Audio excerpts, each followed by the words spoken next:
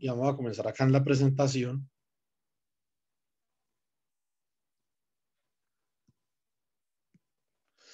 La presentación está en inglés, pero pues obviamente yo lo voy a hacer en español, pero está en inglés. Pero entonces esta es una presentación eh, que tiene como objetivo básicamente introducir el problema de la termodinámica cuántica, ¿cierto?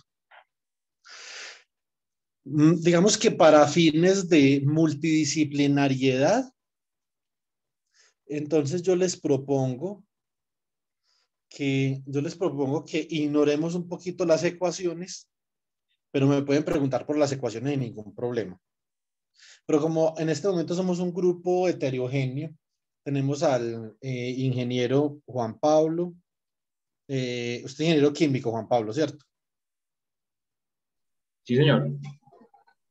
Tenemos a Luis Alejandro, que es químico, y tenemos a los ingenieros en formación, Daniela y Juan Diego. Entonces, no vamos a profundizar mucho en las ecuaciones, sino en el fenómeno, porque al fin y al cabo las ecuaciones, los estudiantes de física, digamos que las pueden incorporar en algún código. Entonces, lo importante va a ser el fenómeno y nosotros poder determinar que aquí hay una contribución original en el campo de la termodinámica cuántica y la ingeniería química en la nanoescala, ¿cierto? Entonces, hoy se trata de eso. Hay otros problemas más fundamentales desde la perspectiva de la físico-química que están trabajando Luis Alejandro y Joan Alexis y posiblemente Dios lo quiera salir en algún momento. Entonces, por el momento vamos a dejar esto como al nivel de termodinámica cuántica. Igual el sistema es muy parecido. Entonces, básicamente nosotros, ¿qué queremos? Nosotros queremos pensar en trabajo y calor en la nanoescala. Nosotros queremos pensar en junturas moleculares, lo que nosotros llamamos una unión molecular, que básicamente son dos metales así, se parten por la mitad y se mete una molécula ahí, ¿cierto? Entonces, queremos pensar en la estructura, la función y la operación. La operación, digamos que es muy menester de lo que hoy conocemos como ingeniería química en la nanoescala, no tanto menester de los físicos y de los químicos, pero también es interesante para nosotros, ¿cierto? Después vamos a hablar un poquito de la termodinámica de los electrodos. Ahí, Luis Alejandro, a esta parte le recomiendo que le preste, digamos, profunda atención. Listo. Listo, profe. Después vamos a tratar de explicar cuál es por qué es que requerimos fluctuaciones cuánticas y qué es una fluctuación cuántica. Porque fluctuaciones clásicas también tenemos. Si usted realiza trabajo, por ejemplo, con una nevera, con un compresor de la nevera, realiza trabajo para extraer calor de los alimentos. Y usted diría, no, si yo tengo siempre las mismas 12 manzanas en la nevera, son exactamente idénticas, y yo parto de la misma energía interna de las 12 manzanas, ¿cierto? Y quiero llegar a la misma energía interna de las 12 manzanas cuando ya ellas, digamos, que han entregado calor, ¿sí o no? Entonces siempre hago el mismo trabajo. Sí, siempre hago el mismo trabajo y hay fluctuaciones, pero son supremamente pequeñas. En la escala de energía, las fluctuaciones en el trabajo son muy pequeñas comparadas con la escala de energía característica de la energía interna de las manzanas, por ejemplo. Entonces realmente ahí uno ignora las fluctuaciones a nivel clásico, a nivel cuántico, no me puede hacer eso. Entonces vamos a estudiar por qué requerimos estudiar fluctuaciones cuánticas en las variables termodinámicas. Ahorita les voy a explicar bien qué es una fluctuación, que primero qué es una fluctuación y después qué es cuántico y qué es fluctuación cuántica. Vamos a hacer un ejemplo donde vamos a considerar la estructura versus la función. Entonces yo tengo una molécula que tiene una determinada estructura y esa molécula tiene una función, pero una función, ¿qué tipo de función? Tiene una función dentro de fenómenos de transporte en la juntura metálica, porque hay varias caracterizaciones para la función. Esencialmente, por ejemplo, cuando nosotros hablamos de bioquímica, entonces, por ejemplo, la función en bioquímica, nosotros podemos tener proteínas de estructura y podemos tener proteínas de función, ¿cierto? Eso no es lo que nos interesa en este momento. Lo que nos interesa es la función de la molécula dentro del problema de transporte, ya sea de transporte de calor o transporte de partículas, ¿cierto? La transferencia de calor, transferencia de masa. Aquí hay unos acknowledgements, reconocimientos. Bueno, muy bien, entonces esto es básico, yo creo que nosotros todos más o menos manejamos esta parte de acá. Nosotros lo que tenemos acá es un proceso termodinámico, ¿sí o no? Entonces, por ejemplo, nosotros podríamos considerar un proceso termodinámico como el siguiente. Podríamos considerar que tenemos un sistema termodinámico que simplemente es un resorte. Y usted aplica una fuerza en este resorte. Y cuando usted aplica una fuerza, realiza un trabajo que está dado por la integral de línea del trabajo, ¿cierto? Muy bien. Entonces, ahora, en determinadas condiciones, entonces nosotros tenemos calor, ¿cierto? Cuando hay un incremento en la entropía, básicamente.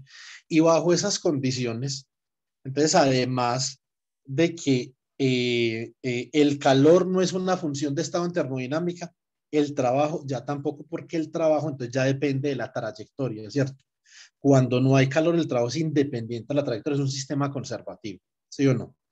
En este caso, lo que nosotros queremos, en lo que nos queremos fijar es que hay un proceso termodinámico en el cual nosotros estamos. ¿Cuál será la palabra en español para esto? Tenemos un resorte que está en un estado A, digamos un X sub 0 para el estado A, y lo elongamos, esa es la palabra, elongación. Lo elongamos a un estado XF, ¿cierto? Entonces, ese sería el estado B. Esto es un proceso termodinámico porque el resorte es un sistema macroscópicamente grande, ¿cierto? La termodinámica tiene que ver con lo macroscópico, ¿sí o no? Ahora vamos a ver cómo definimos la termodinámica para lo nanoscópico. Ahora, aquí básicamente lo que hemos descrito, ¿cierto? En estas ecuacioncitas que tengo yo aquí al lado derecho, es algo muy básico de la termodinámica, supremamente básico, como para no irnos a enredar más de lo suficiente. Esta es la primera ley de la termodinámica que relata la conservación de la energía. Y esta es la segunda ley de la termodinámica. Básicamente aquí están condensados esta es la desigualdad de Clausius. Ahí están condensados el postulado de Clausius, el postulado de Kelvin para la termodinámica, ¿cierto? Que básicamente dice que cuando yo aplico transformaciones alrededor de una trayectoria, existe un parámetro, existe una forma de caracterizar o parametrizar la trayectoria que es S, ¿cierto? Y las transformaciones, ya sea un input o un output de calor, dividido en la temperatura de un reservorio. Recuerden que yo les expliqué esto en el curso de mecánica estadística en la parte de termodinámica. Esta temperatura ¿qué temperatura es esta? Esta es la temperatura de algo con la que el sistema termalizó, ¿cierto? Entonces es muy diferente, esto sería muy diferente si, por ejemplo, usted tiene una trayectoria acá en el plano fase y cada uno de estos puntos corresponde a una termalización, ¿cierto? Esto sería completamente distinto, ¿no? Todo este sistema está en contacto con un reservorio de calor que está a una temperatura T. Y los procesos se realizan a temperatura T. Cada proceso para ir de un punto a otro punto se realiza a temperatura T. Entonces, la desigualdad de Clausius dice que la suma de esas transformaciones entre A y B del diferencial de calor dividido la temperatura es menor o igual que el cambio en algún parámetro que caracteriza la trayectoria, como un cálculo multivariable, ¿sí o no? Y ese parámetro se llama entropía. Entonces, la definición más matemática de entropía y es la definición que nos sirve a nosotros, ¿cierto? Nosotros tenemos una definición probabilística de la entropía. En este momento no nos sirve para mucho la definición probabilística de la entropía, sino que nos sirve es la definición matemática de la entropía. La entropía en esta trayectoria en el plano fase, ¿cierto? Entonces, que simplemente es un parámetro que caracteriza la trayectoria. Como por ejemplo, ustedes tenían en su curso de cálculo vectorial, tenían una trayectoria gamma, ¿cierto? Y esta trayectoria gamma, una trayectoria cerrada, la parametrizaba un parámetro t, ¿cierto? Y entonces ustedes podían escribir, por ejemplo, una función z como x de t, ¿cierto? Una función de x de t, y de t, ¿sí o no? Entonces ahora ese parámetro t es la entropía. Entonces, así es como vamos a ver la entropía. Simplemente es un parámetro de evolución y eso nos va a convenir mucho cuando conectemos nuestra molécula con el reservorio. Entonces ya vamos a llegar allá. David, una Bueno, muy bien. pregunta. Señor, Disculpe, es simplemente para aclarar. Usted ahí dijo que la temperatura de todo el proceso iba a ser la misma, ¿cierto? cuando usted llegue, es decir, el sistema que usted está transformando, cada que usted llegue a un punto donde usted define entropía, tiene que tener una temperatura bien definida en ese punto. ¿Sí me entiende? Sí, sí, sí. Y la mejor forma de uno garantizar eso es usted tener el sistema físico en contacto con un reservorio, ¿sí o no? Sí, ok. Ahora, ¿por qué? Porque es la aclaración importante, Jalil, porque esta desigualdad de Clausius, digamos que tiene una peguita, una pequeña peguita, y es cuando usted tiene un sistema que puede estar a una temperatura debido a su energía interna y a una temperatura distinta debido a un contacto con un reservorio. Entonces, Sí, esta vaina no sirve para eso. ¿Sí me entiende? Usted tiene que garantizar que no hay ningún tipo de ambigüedad con respecto a la definición de la temperatura. Entonces, por ejemplo, si es una temperatura por fuera del equilibrio, digamos que eso no funciona. ¿Sí me entiende? Entonces, el sistema o sea, la temperatura ha de poderse definir de manera no ambigua en cada punto donde usted va a evaluar las variables de estado en una trayectoria. ¿Sí me explico? ok, sí, o sea, en principio la temperatura debe estar definida para cada punto de la trayectoria, pero puede cambiar entre puntos diferentes con tal de que esté en Sí, equilibrio. sí, pero sí, puede cambiar para puntos diferentes.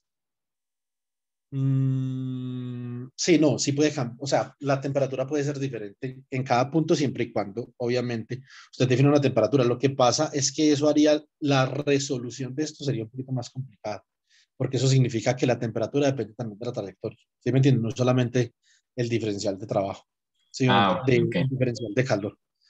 Listo. Entonces, es simplemente como una aclaración, sobre todo para separar ahorita, digamos, unos paradigmas cuando nosotros estemos aplicando o realizando un proceso sobre la molécula, ¿cierto?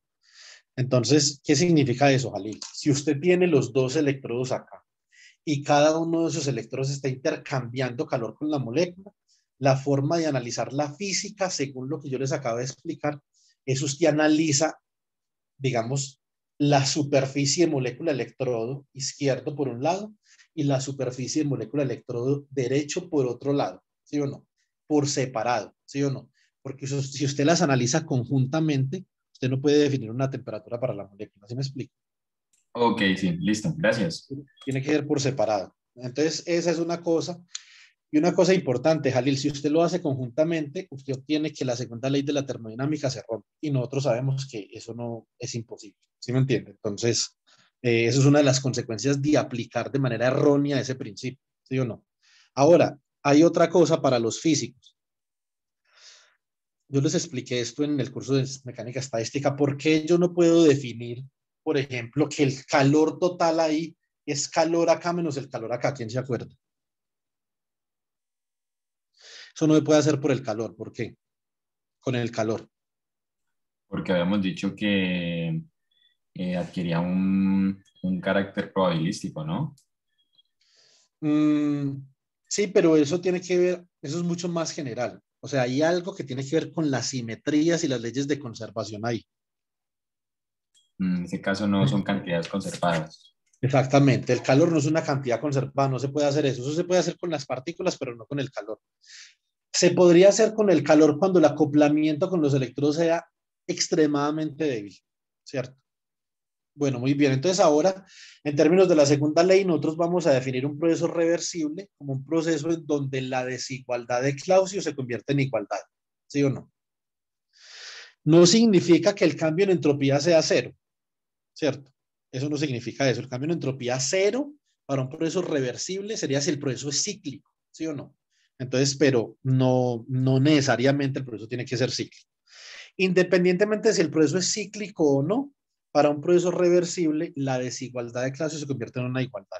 Y para el proceso irreversible, entonces digamos que conserva esa característica de desigualdad. Bueno, muy bien. Listo.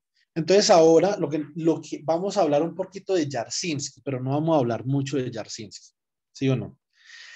Supongamos que usted comienza que su sistema está en equilibrio para un parámetro de evolución. Ahora suponga que usted tiene una trayectoria por ahí, ¿cierto? Para un parámetro de evolución lambda. Entonces esto es lambda igual a. Y usted realiza una transformación de forma tal que usted lleva su estado desde lambda igual a hasta lambda igual a b, ¿cierto? Entonces suponga que eso es, por ejemplo, un resorte, bueno, lo que sea. Y usted, por ejemplo, elonga el resorte. Y entonces ahora el resorte está por acá. Antes estaba por acá en A y ahora está por acá en B. ¿Sí o no? Bueno, muy bien. Ahora, ¿cuál es el trabajo realizado? Entonces el trabajo realizado cumple con la característica de debe de ser mayor que el cambio de energía interna, y el cambio de energía interna es igual a la energía interna Helmholtz, F de B menos F de A, donde la energía interna de Helmholtz viene dada por la diferencia entre la energía interna y el calor debido a entropía, ¿sí o no? ¿Por qué el trabajo no es exactamente igual al cambio de energía interna? Por el calor, ¿sí o no? Entonces, ahí, desde esta perspectiva, hay dos procesos interesantes en la nanoescala que uno debería de tratar de comprender, ¿cierto? Entonces, el primer proceso, entonces nosotros realizamos trabajo en la dirección, no sé cuál es la palabra forward, si alguien me ayuda, forward, como hacia adelante, ¿cierto? En el parámetro de evolución, y lo realizamos hacia atrás. Entonces, trabajo forward y trabajo reverse work y forward work. Lo que pasa es que no sé cuál sería la palabra idónea para esto en español. Sí, es que pronto hacia adelante, hacia atrás. No sé. Como trabajo progresivo y trabajo regresivo, yo creo que sería como, digamos, como la mejor forma de decir eso. Pienso yo, pues, ¿cierto? Entonces, pues no estoy seguro. Entonces, para que busquen en algún libro. Listo. Entonces, acá en los papers de Jarzynski, ustedes van a poder encontrar que Jarzynski lo que hace es que él dice que hay un parámetro, ¿cierto? Lambda, ¿sí o no? Que depende del tiempo t, que cuando usted realiza trabajo de manera regresiva, ese parámetro es igual al parámetro cuando usted realiza trabajo de manera progresiva, pero evaluado en t menos tau, ¿cierto? Donde t está cambiando en 3, donde tau está cambiando entre 0 y t, ¿cierto? Entonces, listo. Ahora, para procesos cíclicos, entonces nosotros tenemos estas relaciones para procesos cíclicos, y de acá nosotros podemos verificar lo siguiente, que el negativo del trabajo regresivo es menor o igual que el cambio en energía libre, y es menor o igual que el trabajo progresivo, ¿cierto? Muy bien, entonces vamos a ver una cosa acá, muy interesante. Este es el paper de Jarzynski, ¿sí o no? Les voy a colocar un ejemplo del paper de Jarzynski con una juntura molecular. Supongamos, y esto se puede hacer, yo esto lo he hecho, de hecho, experimentalmente. Entonces esto se puede hacer, y yo sé que se puede hacer y se puede medir. Supongamos que acá tengo un electrodo metálico, que es un sistema termodinámico naturalmente. El electrodo metálico es un sistema termodinámico. Entonces tiene un número macroscópicamente grande de grados de libertad. Ahora, supongan ustedes que acá ustedes tienen una molécula, que es un sistema nanoscópicamente pequeño. Tiene, por ejemplo, una molécula grande. ¿Cuántos electrones ha de tener una molécula grande? Para unos 200 electrones, ¿sí o no? Entonces, perdón, para unos 200 átomos. Y dependiendo del átomo, entonces usted multiplica el número de electrones que tiene cada átomo, ¿cierto? Entonces hace el número de electrones. Por unos 200 átomos. Estoy hablando, por ejemplo, de una nanopartícula de plata, ¿sí o no?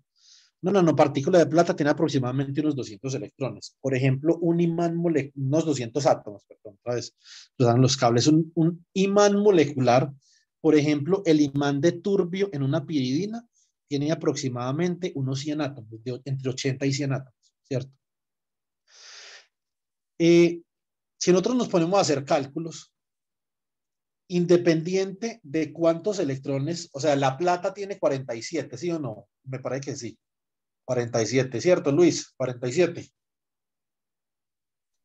Ya le confirmo que no me sé la tabla periódica de memoria, profe. Uy, ¿cómo así, viejo? Eh, 17, sí. Sí, Sí, profe. 47. A ver, si usted multiplica, por ejemplo, 47 por 200,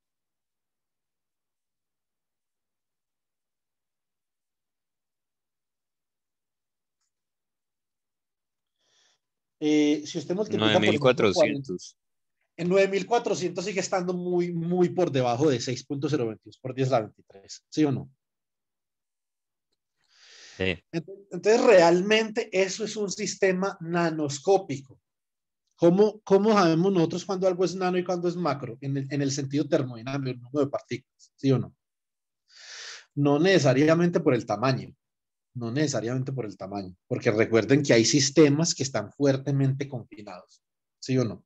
Y pueden ser supremamente pequeños, pero pueden tener una cantidad de electrones absurdamente grande, ¿cierto? Entonces, pero obviamente el tamaño tiene algo que ver, pero nos concentramos en el número de partículas, límite termodinámico, ¿cierto? Para poder establecer una diferencia entre los dos regímenes de comportamiento.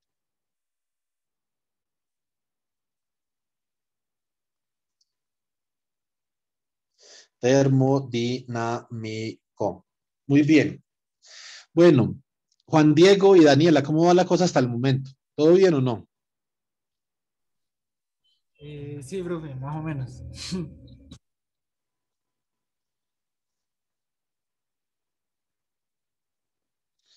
Y Daniela. Bueno, listo. Muy bien. Entonces, ahora, ¿cómo hago yo trabajo en este sistema? Ustedes saben de su curso de termodinámica 2. Ustedes saben cómo hacen trabajo sobre cómo realiza trabajo un compresor, ¿cierto? Ustedes saben cómo realiza trabajo una máquina térmica. Ustedes saben cómo realiza trabajo un motor de combustión interna. Todas esas cosas ustedes saben, pero ¿cómo se realiza trabajo sobre una molécula? ¿Usted tiene alguna idea, Juan Diego? ¿Qué piensa usted? Mm, no, profe, no sabe. Sobre una molécula no sabría decirle. Venga, por allá alguien dijo, alguien por allá, escuché una voz por allá atrás. ¿Qué fue lo que dijeron? No, no es que también estoy en clase, profe. Adivine con quién. No, no, no, no, no quiero Pero ella adivinar. le pegó. Oiga, sí, es cierto que sí. Sí, ella le pegó. Oiga, Juan Camilo, ¿usted escuchó lo que yo escuché o no? Sí, una no, pues aplicando un voltaje. Y la otra forma sería con un gradiente de temperatura o un campo magnético también. No, Juan, no, no hay cómo aplicar voltaje, porque hay un solo electrodo, recuerde. Y como el electrodo es un metal, la diferencia de potencial en un metal es cero, entonces no podemos aplicar voltaje. Tendría que tener usted dos metales diferentes. Ah, ya, solo hay una. Ah, no has dibujado la otra, ya. Pues ella dijo ano y un cátodo, ¿no? No sabría entonces Y la cómo. temperatura no Sí, realiza no. trabajo, ¿cierto? Entonces es un gradiente de temperatura el que realiza trabajo, no la temperatura. Bueno, entonces, muy bien. ¿Cómo hará uno trabajo sobre una molécula? Luis Alejandro, usted que lo sabe todo, ¿usted qué opina? Mm, Pues no sé, profe, si se cambia el estado termodinámico, pues de alguna forma de la molécula uno cambia por ejemplo, la energía, Yo se puede excitar aplicaría algo, una un campo vibración. magnético. Sí, pero ustedes van por el No, camino correcto. Ahí tienen una de las dos formas de realizar trabajo. A ver, Joan Alexis, qué pena despertarlo, viejo. Está por ahí. Sí, profe, aquí estoy. La pregunta es cómo realizar trabajo sobre la molécula cuando solo hay un electrodo o en general. No, cuando solo hay un electrodo, porque este experimento que yo les estoy mostrando es un experimento. Este que nosotros tenemos acá, esto es equilibrio en la nanoescala. Y lo que vamos a ver es que esto ni en equilibrio siquiera se parece a la termodinámica en la macroescala. Cuando lo comparamos con estas relaciones que acabamos de ver acá, que son las relaciones de trabajo en dirección progresiva y trabajo en dirección regresiva, eso me lo acabo de inventar yo, chicos. Deben de revisar si esas palabras si realmente existen, porque no tengo ni idea. Listo. Entonces, simplemente es una tradición mía ahí. Esto en la macroescala, y esto se entiende muy bien desde la perspectiva de que la energía libre de Helmholtz tiene una contribución entrópica. Cuando la contribución entrópica es cero, esto sí es igual y el trabajo es una función de estado, ¿cierto? Pero si la contribución entrópica no es cero, entonces no. Entonces, vamos por acá. Algo cambia acá. ¿Por qué le dije yo, Joan, que estuviera pendiente de esto? Por la siguiente razón, póngale cuidado. La forma, Joan, como usted realiza trabajo sobre esa molécula tiene que ver con la autoenergía retardada. Para los que no saben qué es esto, Alejandro, el profesor Juan Pablo y los ingenieros químicos, la autoenergía es una forma de cuantificar cómo la molécula se acopla con el ambiente. Eso es la autoenergía. Y la autoenergía tiene una parte real, que es lambda, y una parte imaginaria, que es menos un medio por gamma. Listo. Entonces, la forma como yo realizo trabajo sobre la molécula tiene que ver con la autoenergía. Entonces, les voy a explicar. Básicamente, que yo puedo hacer dos cosas para realizar trabajo. Entonces, yo puedo construir, si yo voy a construir un diagrama de fase, ¿cierto? Un diagrama termodinámico de fase para esa molécula, yo puedo colocar acá, por ejemplo, nivel de energía E, un nivel de energía que tenga la molécula por acá, y acá puedo colocar X, donde X es la distancia media que hay del centro de masas de la molécula. Por ejemplo, si este fuera el centro de masas de la molécula, ¿cuál es la distancia media de ese centro de masas al electrodo? Entonces, básicamente, si usted utiliza microscopía de alta precisión, usted puede desplazar esta molécula hacia la izquierda y hacia la derecha, y así va a estar cambiando esta coordenada termodinámica que es el desplazamiento. Y usted, por ejemplo, sí, como dijo ahorita muy bien Juan Camilo, si usted hace incidir un láser sobre la molécula, entonces ahí va donde lo que usted decía en estos días, Luis Alejandro. ¿El efecto qué? ¿Se acuerda? No, profe, no me acuerdo. El efecto Stark, ¿sí o no? Ah, sí, el efecto estar con el campo eléctrico, sí. No el de Juego de Tronos, ¿cierto? No, no. Entonces, ¿qué hace el efecto Stark? Desplaza este nivel de energía. Estos son desplazamientos del nivel de energía, ¿cierto? Recuerde que los niveles de energía, cuando usted aplica un campo, entonces esto queda E, ¿cierto? La función de onda queda como función de la energía menos, si uno usted aquí desplaza, menos N por el valor del campo eléctrico, por una constante alfa ahí que digamos que no viene al caso. Muy bien. Entonces, básicamente, con el láser yo puedo desplazar el nivel de energía hacia arriba y hacia abajo, y eso tiene que ver con la parte real de la autoenergía. Y yo puedo acercar y alejar la molécula. Entonces, por lo tanto, la hibridización entre los orbitales de la molécula y la función de onda de los electrones del metal cambia cuando usted desplaza la molécula. Por lo tanto, cuando usted la desplaza, está cambiando la parte imaginaria de la autoenergía. Entonces, usted aquí puede definir un proceso termodinámico, ¿cierto? Entre estas variables de estado, E, X, las coordenadas termodinámicas. Esa es la forma de realizar trabajo sobre esa molécula, desplazándola un poquito del metal y induciendo un desfase en sus niveles de energía. Así es como se hace trabajo en este protocolo. Esto es un protocolo para realizar trabajo sobre la molécula. Listo, chicos. Muy Profe, bien. Señor. una no sé, una aclaración que es que yo tengo, por ejemplo, que desplazar no es el concepto, sino desdoblar el espectro de energía. Eh, lo que pasa es que yo no sé cuál es la palabra correcta en español, Luis Alejandro. Shifting, Sí, es shifting. exactamente. Ajá, sí, es Es desdoblar. desplazar, no, shift, no, es desplazar, porque igual él se está moviendo con un término que depende del campo, ¿no? De la intensidad. Sí, pero por ejemplo pasa lo mismo con el acople spin-órbita. Él no, la energía no se desplaza, sino que se desdobla y quedan más niveles. Sí, Entonces, No, shift, no, pero acá no. pero Acá no, él se acá no hay corre. no, hay desdoblamiento ajá, en Seaman hay desdoblamiento, no en sí, Stark. encima. Ah, En ok, Seaman sí, en Stark no. Porque en ya. Seaman, por ejemplo, si usted tiene, digamos, un átomo, deme un átomo, un metal de transición, ¿sí o no? El que usted quiera. El cromo. Listo. Entonces usted tiene cromo, entonces esto es L, ¿sí o no? Cromo es L igual a 2, ¿sí o no?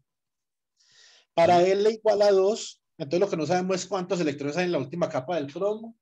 El cromo está, a ver, el cromo está a 1, a 2, a 3, a 4 del níquel, entonces probablemente el cromo es 3 de 8, ¿cierto? No es no magnético, porque tiene spin up y spin down en los dos primeros niveles de ml igual a -2 y ml igual a -1, ¿cierto? Sí, sí. Pero no importa. Considere esos átomos así. Entonces, por ejemplo, L es qué tipo de orbital es L, ¿cierto? Entonces, L igual a 0 es S. L igual a 1 es P. L igual a 2 es D. ¿Sí o no? Muy bien. Entonces, ¿qué tenemos aquí? Tenemos N igual a 3 para el cromo y tenemos L igual a 2. Cuando usted interactúa con un campo magnético, ese L igual a 2 se le convierte en 5 niveles, porque ML queda igual a -2, -1, 0, 1 y 2. ¿Sí o no? Química de coquito, ¿cierto? Sí, Esto sí sería un desdoblamiento, porque usted en espectroscopía, ¿qué vería usted, Alejandro, en espectroscopía? Usted vería un pico así, en sí. ausencia del campo magnético. Y con campo magnético, usted vería una cosa así. ¿Sí o no? Sí, sí.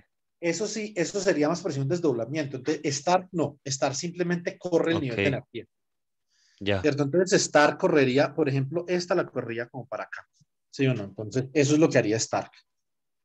Bueno, Ya son desplazamiento, entonces, listo, gracias, profe. listo, muy bien. Y gracias al otro también, A Juan Camilo, el Juan profesor Juan Camilo. Camilo. Lejos. Ah, lejos. Dios mío, estoy más lejos yo. Pero bueno. Entonces, mmm, muy bien. ¿Qué tenemos aquí? Profe, Esa es otra la... vez Ah, dime, dime, qué Alejo. pena. ¿Me puede, por favor, aclarar la parte real? La parte imaginaria es sobre el desplazamiento y la parte Sí, real es, la parte imaginaria es la parte que te dice a ti qué tan fuertemente acoplado en energía estás con el metal, ¿cierto? Entonces, por ejemplo, los ingenieros químicos que deben de conocer esto bien, hay dos formas de uno acoplar en un principio algo con un metal. Uno lo puede acoplar por un método físico, por un método químico. Puedes hacer una absorción física o una absorción química que implica reacción, ¿cierto? Entonces, esas son las dos formas con las que uno acopla. Por ejemplo, para cada una de las formas, tú tendrías un gamma distinto. Por ejemplo, la chemiabsorción sería un gamma mayor que la fisiabsorción, ¿cierto? La forma como usted está acoplando la molécula con el metal o un sustrato con un metal o lo que sea, ¿sí o no? En física, en la escala atómica, nosotros tenemos una tercera forma de acoplar este chisme. ¿Quién se acuerda cuál es? ¿Túnel? efecto túnel. Efecto túnel, muy bien. Por el efecto túnel. Con un microscopio electrónico como el que está en la portada de mi tesis de doctorado, ¿sí o no? Muy bien. Bueno, chicos, entonces eso es la parte imaginaria de autoenergía. Luis Alejandro, y ya te voy a explicar en términos de los niveles eso cómo se ve. Regálame un segundo. Y eso Listo. le pido, Juan Diego, por favor, tome nota de este dibujito que voy a hacer en un momento. ¿Listo? Por favor. Listo, Es profe. fácil, Daniela. Son fáciles de entender los dibujitos y no tienen cero matemáticas. Listo. Bueno, muy bien. Gamma. Entonces, es la parte, digamos, que caracteriza el acoplamiento con el metal. Y lambda, Alejandro, lambda caracteriza el desplazamiento de los niveles energéticos debido al acoplamiento. Listo. Listo. Esta es la forma de hacer trabajo. Ahora, ¿cuál es la observación? Recuerden que nosotros en física, nosotros estamos persiguiendo, estamos detrás de ¿qué?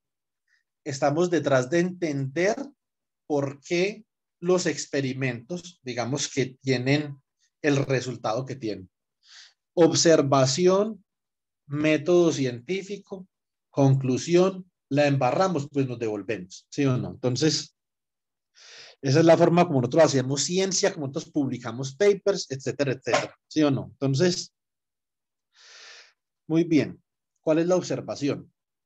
Por favor, tome nota, espero que todo el público tome nota de lo que les voy a decir, porque esta es la clave de la termodinámica cuántica. Esto es la clave de la termodinámica cuántica.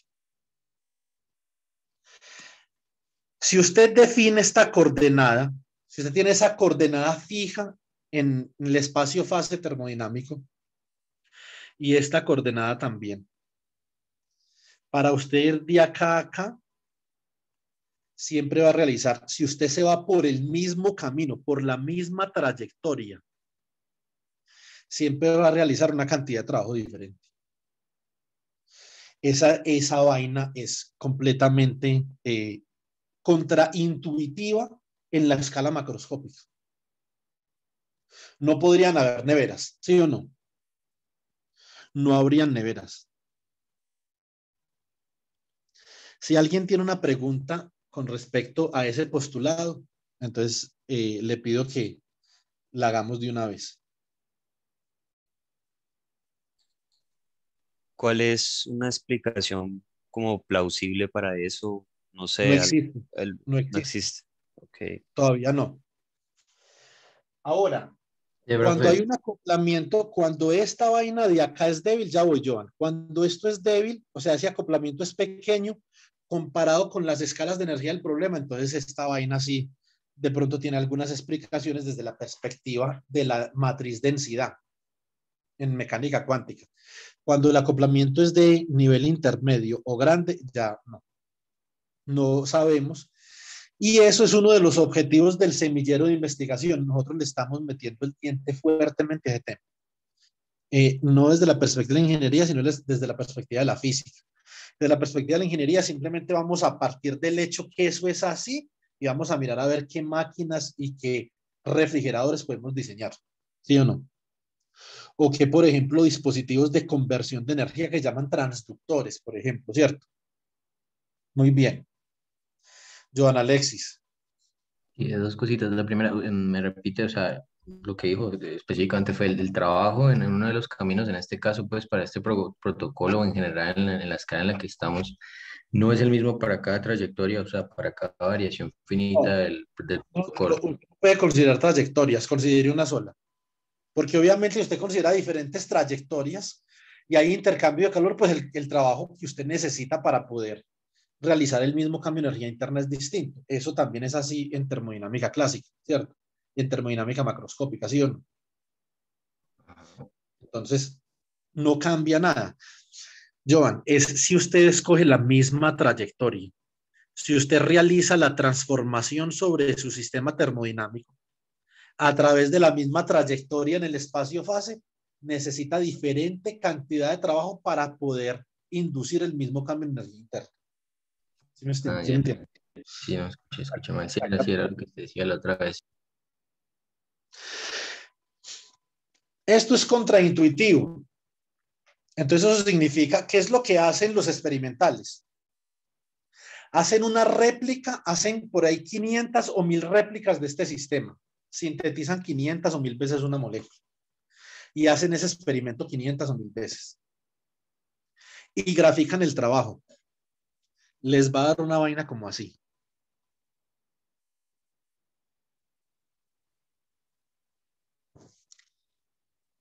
¿Sí o no? O sea, el valor promedio es el que Jasinski dice que siempre debe exceder la energía libre, ¿no? Porque el trabajo depende de cada microconfiguración inicial. Exactamente. Ese, digamos que es el, el, el concepto, pues. Juan David. Ahora, dime.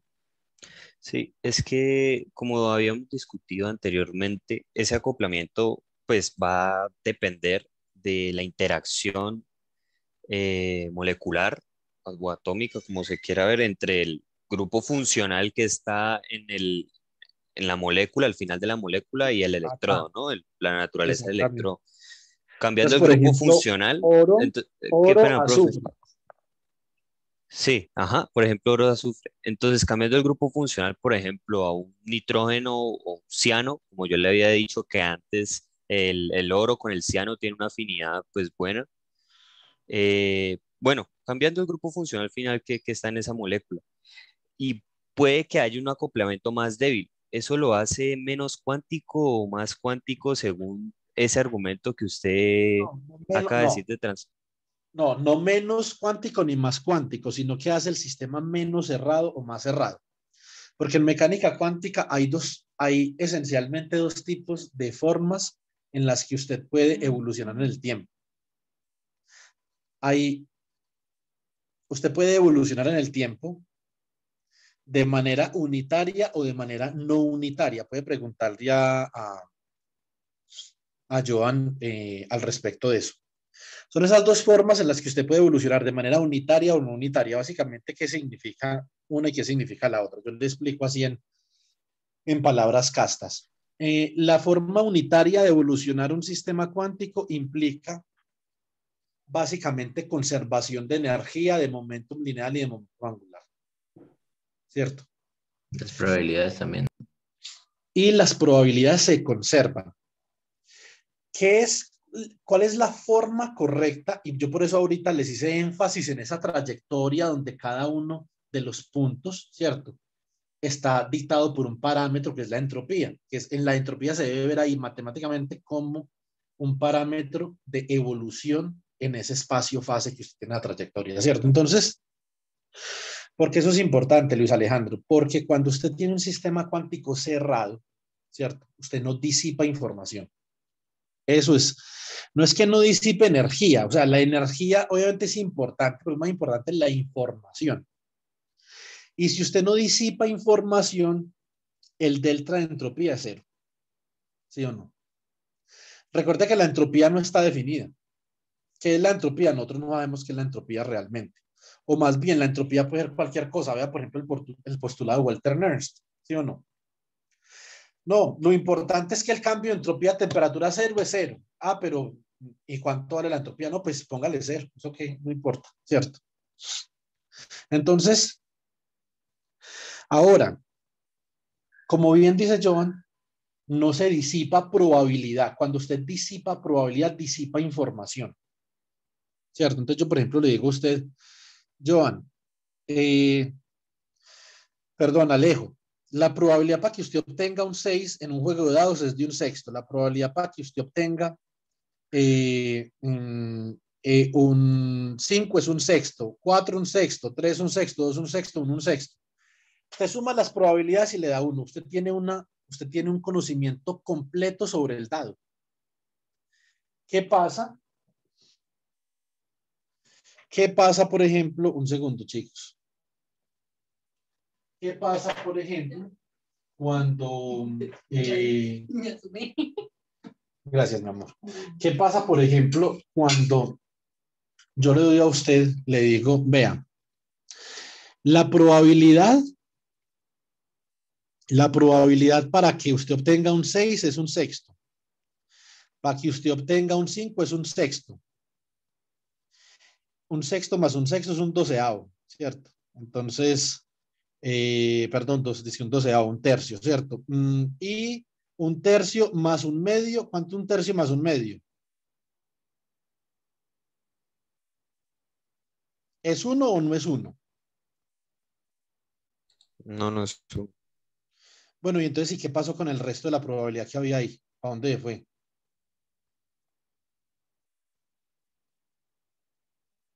¿Será que yo puedo conocer con certeza el experimento del dado? Si a mí me dicen que hay una probabilidad que es un sexto, una que es un sexto, y simplemente me dicen que el resto es un medio. ¿Para dónde fue el resto? ¿Para dónde se fue ese uno menos un tercio menos un sexto? Menos Sí, un medio. no, no está como normalizada la probabilidad. No, sí está normalizada, lo que pasa es que Disipó, se disipó. se perdió. Ah, ok. Entonces, los sistemas cuánticos abiertos disipan probabilidad. Y esa es la definición de la evolución no unitaria. Jalil, ¿le quiere agregar algo a eso?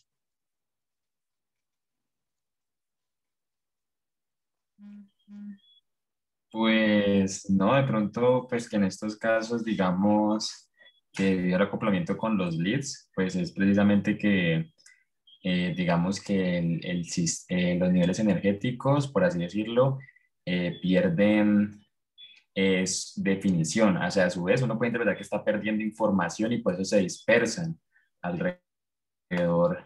Eso está relacionado con el término gamma de la autoenergía. Entonces, pues sí, o sea, básicamente es la pérdida de información del sistema debido al acoplamiento con los leads.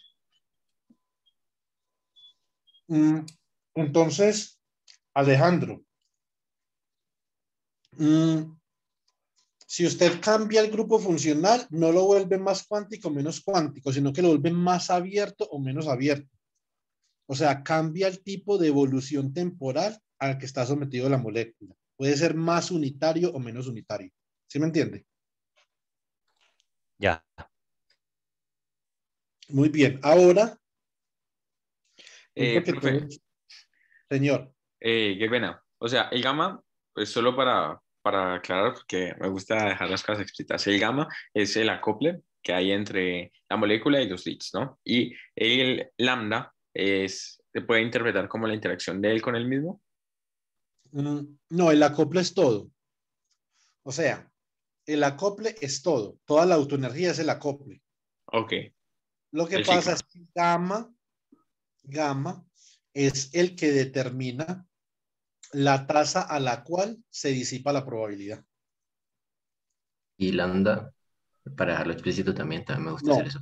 no determina eso.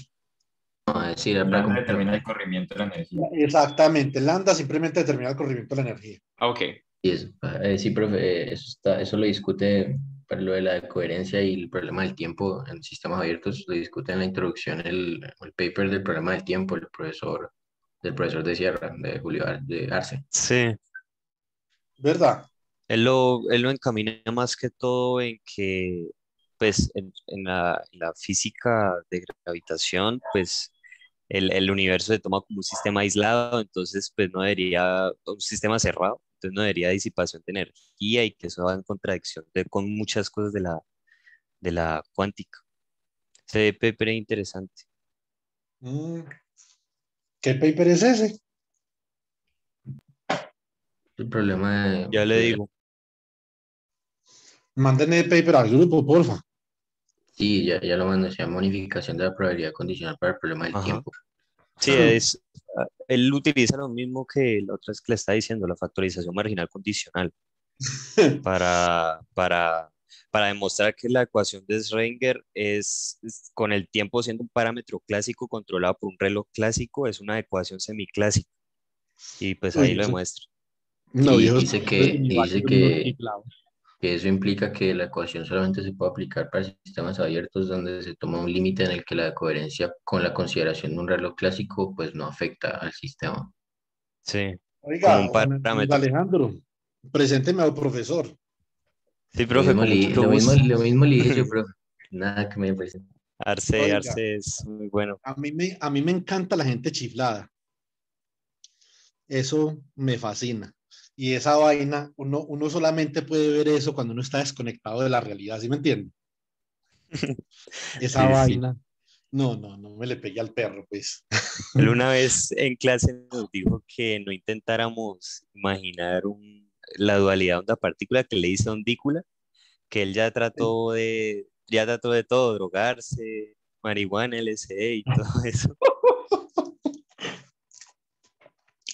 Yo por eso hoy le decía a un estudiante mío, estamos en la quinta semana de cuántica, ¿sí o no? Y entonces él me decía, no, profesor, yo no he hecho los ejercicios, pero no me preocupe que yo entiendo cuántica a la perfección. Y yo así, no me diga. Que me Sería usted, enseñe, porque sería el único estudiante de física en toda la historia de la humanidad que entiende esa vaina, porque nadie más la entiende. Entonces lo felicito. Listo. No, hacía referencia a que entendían los temas que se le explicado hasta el momento, me imagino. No, que entendía cuántica muy bien. No pude saber a qué diablo se refería, ¿cierto? También la próxima vez le digo eso. Venga, más bien enséñeme cuántica a mí.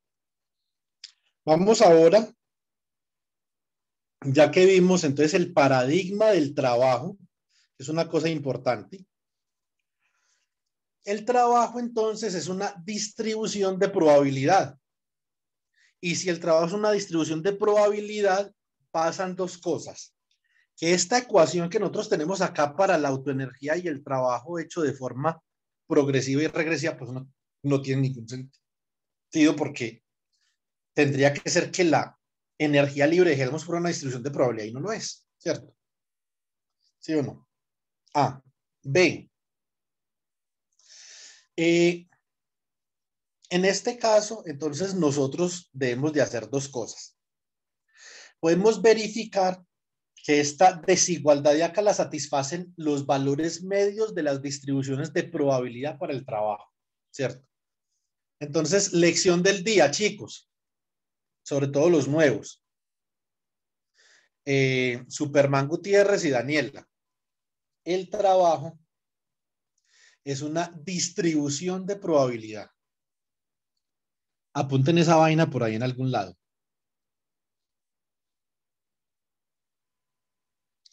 El trabajo en la nanoescala es una distribución de probabilidad y por lo tanto no lo podemos diferenciar, del calor.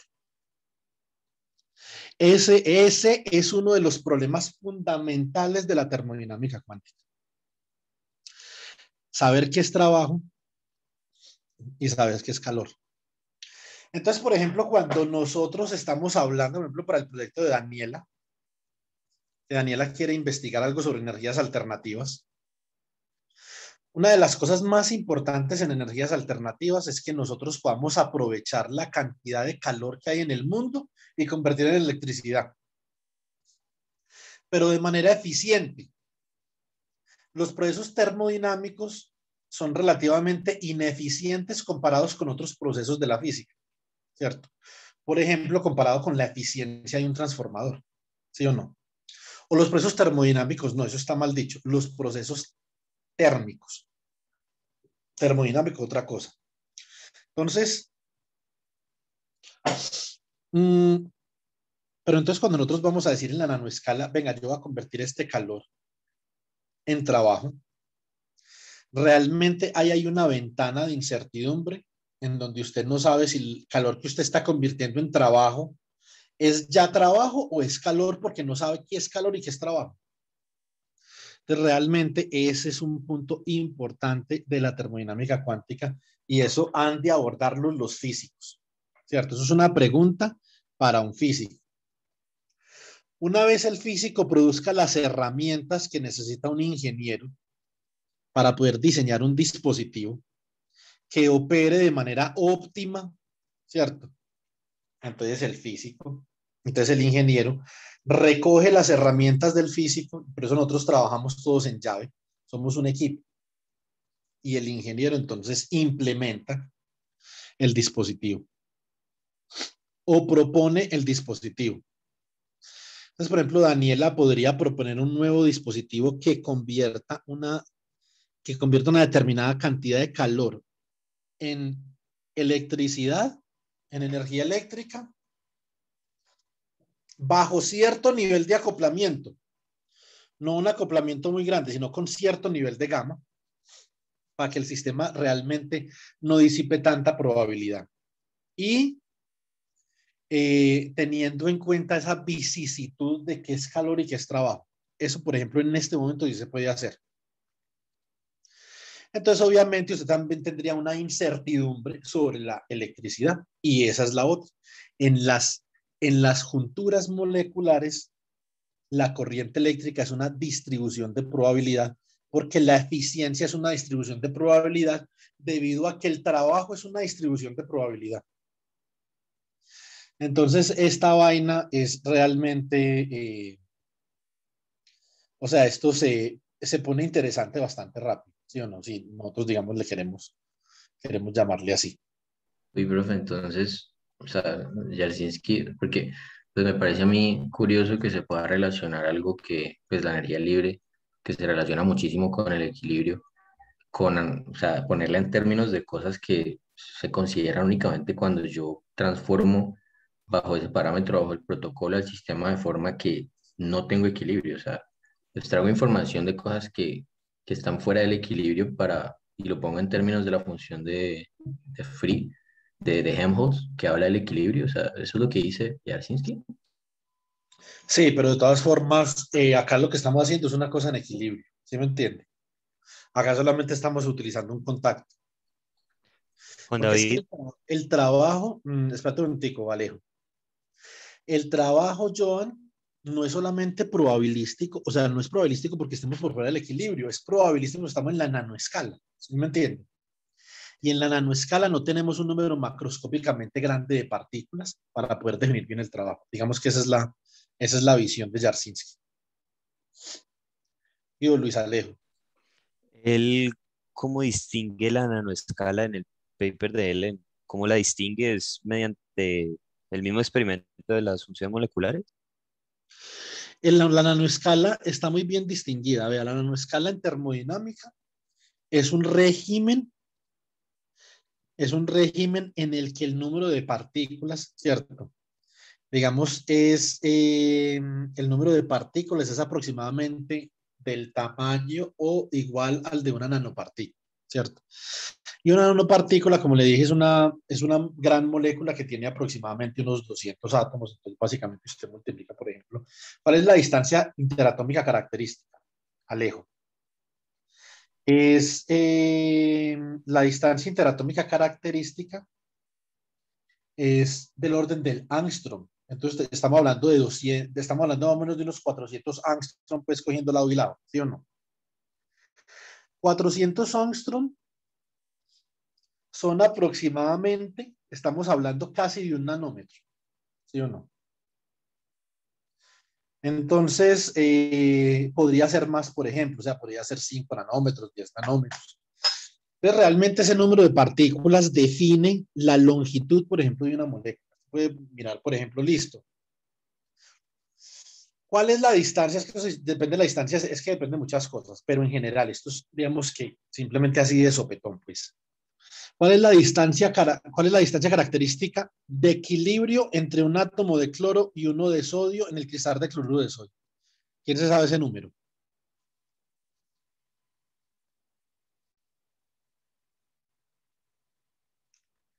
A ver, Juan Diego, usted debería saber ese número, viejo. No, en ese momento no lo tengo presente, bro. Y cuando presenté el segundo parcial de electro, yo lo tenía presente, ¿o no? O se las cantaron. Ya se me olvidó. Sí, se me La olvidó. distancia de separación entre un átomo de cloro y de sodio es de 0.563 nanómetros. O sea, 5.63 unidades Ångström, ¿cierto?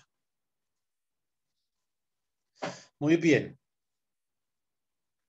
Entonces, por ejemplo, si usted dice, listo, ¿cuándo, Alejo, se considera, por ejemplo, que la sal está en la nanoescala? Cuando, por ejemplo, si usted multiplique 5.63, ¿cierto? Multiplique 5.63 por 1000, por ejemplo. ¿Sí o no? Estos son 5.630 unidades Ångström, ¿cierto? Por lo tanto, esos son aproximadamente 560 nanómetros, ¿cierto? Eso es medio micrómetro, eso es más o menos como el límite, cuando ya nos estamos acercando al tamaño de los micrómetros. ¿Sí me hago entender? Ya. Ahora, lo nano, digamos que es debatible, pues, ¿cierto? Entonces usted puede decir que nano, usted puede decir que este uso que yo tengo acá es nano, ¿sí o no? Si usted, por ejemplo, las fibras de este uso las ha diseñado de forma tal que hay cierta ingeniería en la nanoescala, ¿sí o no? Pero esto es algo macroscópico, tiene un número macroscópicamente grande de partículas. Lo otro nano es que algo es nano cuando una de sus dimensiones es del orden de los nanómetros, por ejemplo. Termodinámicamente, algo es nano cuando tiene un número nanométricamente pequeño de partículas. Entonces, yo creo que eso más o menos es algo que le puede dar para pensar, ¿sí o no?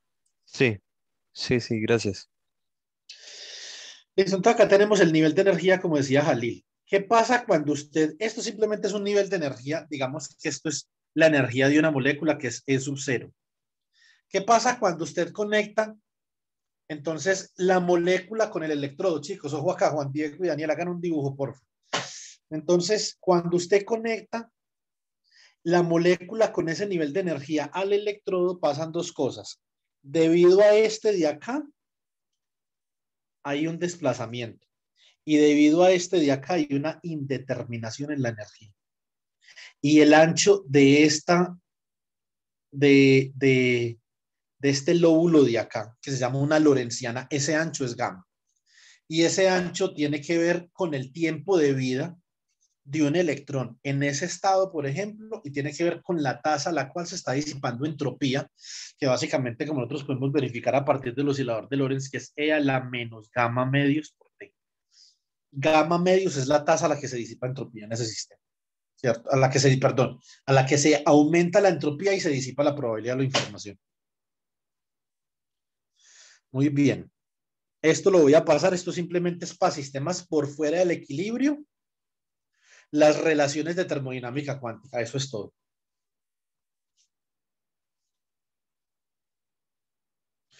Muy bien, ahora chicos, ¿qué es una unión molecular? Una unión molecular, básicamente que son dos electrodos, como ustedes pueden ver ahí, con una molécula en la mitad. Interés de nuestro semillero de investigación. A partir de la función que desempeña esa molécula en el problema de transporte, determinar su estructura. Correlación estructura-función, ¿cierto? Hay varios tipos de estructuras que a nosotros, digamos, nos interesan en el semillero. En este momento, primero nos interesa una estructura con interferencia cuántica. ¿Qué es eso? La interferencia cuántica, entonces nosotros la pensamos en este caso como el fenómeno que se sucede cuando los electrones, como ustedes pueden ver acá, tienen dos caminos diferentes para recorrer yendo de un electrodo al otro a través de la molécula. ¿Cierto? Entonces acá hay un proceso de interferencia, ya sea en este átomo o en este átomo. Listo. Hay otro tipo de moléculas que también exhiben interferencia cuántica, pero dependiendo del tipo de interferencia cuántica, entonces va a ser una interferencia destructiva. Es decir, que cuando usted suma las dos ondas desaparecen. Un ejemplo de eso es, por ejemplo, este. Usted tiene aquí un seno y aquí tiene un seno de la fase inversa. Usted suma estos dos senos y le da 0. Eso es un proceso de interferencia destructiva, ¿cierto? Depende, obviamente, de la fase. Usted puede sumar senos de diferentes fases, ¿sí o no? Acá hay un proceso de interferencia destructiva debido a este otro anillo molecular de acá, ¿cierto? Entonces, ¿qué es lo que queremos hacer? Establecer la correlación entre función y estructura. Función puede ser un switch, transistor, rectificador, una máquina térmica operando entre dos temperaturas, como la máquina de Carnot, etc. Estructura, podemos tener moléculas magnéticas, moléculas que vibran, que son vibraciones nucleares, moléculas con conjugación cruzada que exhiben interferencia cuántica y moléculas con conjugación lineal, que son moléculas que no exhiben interferencia cuántica, o sea que son decoherentes. Observación, ¿cuál es la observación experimental? De eso es que nosotros los físicos vivimos. ¿Sí o no? La observación experimental es que hay una supresión de la corriente o un aumento de la corriente en la estructura molecular en las moléculas de tipo de conjugación cruzada. Y eso aducimos que se debe a la interferencia cuántica, y eso es algo que queremos investigar, y sobre todo la interferencia cuántica, digamos, cómo favorece o desfavorece la termodinámica, el proceso de conversión de energía que va a estudiar Daniela, el proceso de trabajo que va a estudiar Juan Diego, ¿cierto? Cómo desfavorece la estructura de la molécula, en particular la operación de la máquina térmica, o cómo la favorece también. Una pregunta ahí respecto a la estructura, digamos que también afecta la geometría del lead para, para conocer las diferentes funciones. Si nosotros hacemos lo que usted pidió el otro día, que por ejemplo, usted dijo, calculemos esas autoenergías para una estructura de bandas, ¿se acuerda? Sí.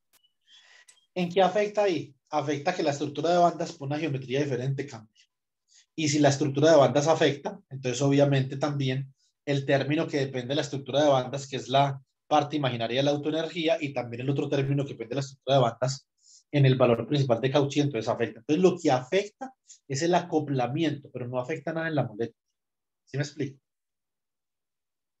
Ok, sí. La estructura molecular, por lo menos desde esta perspectiva, no, yo podría pensar que de pronto una geometría de los metales, lo que podría ser, no, pero no sería la geometría, Jalil, sería simplemente que determinada geometría, digamos, es más sensible, o no, determinada geometría, digamos que va a inducir fenómenos de ruptura dieléctrica más fuertes en la molécula que otros. Eso es lo que yo pensaría. ¿Sí me entiende? Y si hay ruptura dieléctrica, Jalil, entonces sí hay un cambio en la estructura molecular. ¿Sí me explico? Ok. Esta es una molécula con estructura de spin. Esto es una piridina acá con un átomo de manganeso en el centro que exhibe un spin. O sea que esto es un imán molecular, por ejemplo. Estas son moléculas con conjugación lineal y con conjugación cruzada que podemos colocar ahí en la unión molecular, ¿cierto? Ahora, por último, yo quisiera discutir lo siguiente. Yo quisiera discutir por qué es que el transporte cuántico es una plataforma interesante para examinar la estructura molecular versus la función. Entonces vamos a hacer lo siguiente. A ver, bueno, Yasmín se me fue, pero bueno, después le pasamos el video. Listo.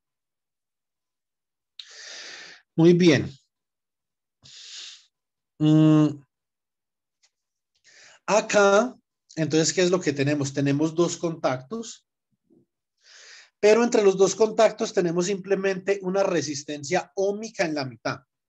O sea, una resistencia que sigue la ley de Ohm. No todas las resistencias obedecen la ley de Ohm. No se vayan a confundir con esa vuelta. Listo. Entonces, para una resistencia que obedece la ley de Ohm, ¿qué tenemos nosotros? Tenemos que la característica corriente contra voltaje es una línea recta. ¿Cuál es la estructura que nosotros tenemos ahí entre metales? Listo, Juan Pablo. Espérate un momentico. Ok, no hay problema. Aunque todos yo ya iba yo ya iba a acabar, pero entonces hagamos una cosa. Cuando usted se pueda reunir conmigo y con Juan Diego y con Daniela, entonces yo creo que en este momento estamos como más pendientes de su horario. Ah, bueno, no, Juan Pablo ya se desconectó. Entonces mm, nos queda que que Juan Diego hable con Juan Pablo, ¿cierto? Ahorita hablamos, Juan Diego viene, entonces le explico. Listo. Listo, profe. Entonces, ¿por qué?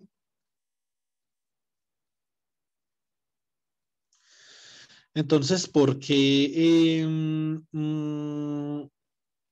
qué la plataforma del transporte es ideal para nosotros analizar estructura?